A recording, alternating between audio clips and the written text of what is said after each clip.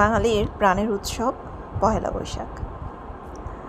তপ্ত রোদে প্রচণ্ড গরমে বাঙালি কিন্তু সাজুগুজু করে খুব সুন্দর করে বাংলা বছরের প্রথম দিনটিকে বরণ করে নেয়।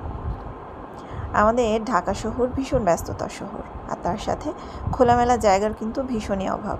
কিন্তু তারপরও নিজ নিজ এলাকায় যেসব জায়গায় খোলামেলা জায়গা থাকে বা ওপেন প্লেস থাকে সেসব জায়গাগুলোতে কিন্তু পহেলা বৈশাখের আয়োজন হয়। আমি যেহেতু মিরপুরে থাকি তাই চলে গিয়েছিলাম আগারগাঁয়ে চিনমঞ্চী সম্মেলন কেন্দ্রে। সেখানে হচ্ছিল পহেলা বৈশাখের আয়োজন, ছিল মেলা কয়েকটা জায়গায় আলাদা আলাদা করে হচ্ছিল।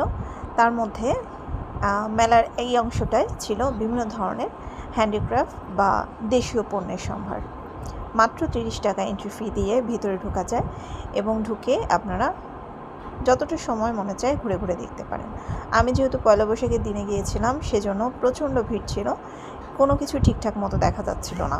এক জায়গায় দাঁড়িয়ে থাকলে মানুষজন ঠেলতে ঠেলতে এমনিতেই সামনে নিয়ে যাচ্ছিল, আর ভিডিও করা ছিল ভীষণই দুষ্কর। তারপরও ছোট ছোট ক্লিপ নিয়েছি কোনোভাবে, সেটা আপনাদের সাথে শেয়ার করলাম। সময় পেলে ঘুরে আসতে ভুলবেন না। 18 তারিখ পর্যন্ত মেলা চলছে, আর মেলার এন্ট্রি ফি আমি আগেই বলেছি মাত্র 30 টাকা। সময় থাকলে পরিবার নিয়ে অবশ্যই ঘুরে আসবেন।